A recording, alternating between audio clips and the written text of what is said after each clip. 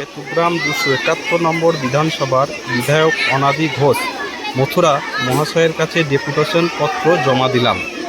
আলোচ্য বিষয়টি গুরুত্বপূর্ণভাবে শুনেছেন এবং আমাদেরকে আশ্বস্ত করেছেন এই পত্রটি তিনি মুখ্যমন্ত্রীর কাছে পৌঁছে দেবেন। এই সম্পর্কে একটি ছোট্ট ভিডিও তোমাদের কাছে আমি শেয়ার করলাম।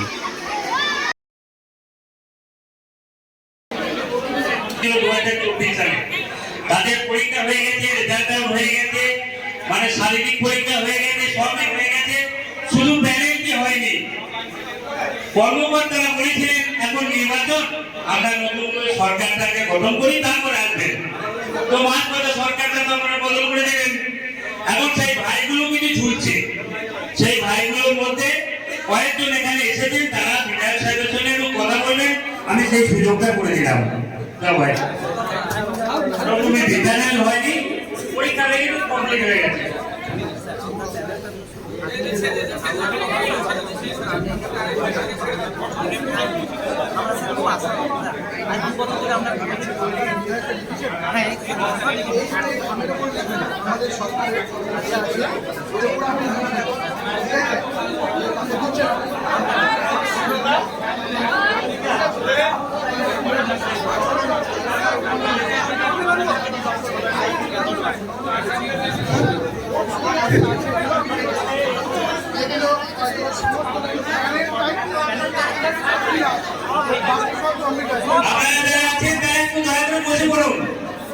এবার আমাদের সবার কাজ হবে, সম্বর্ধনাটা হলো সবার কাজ হবে।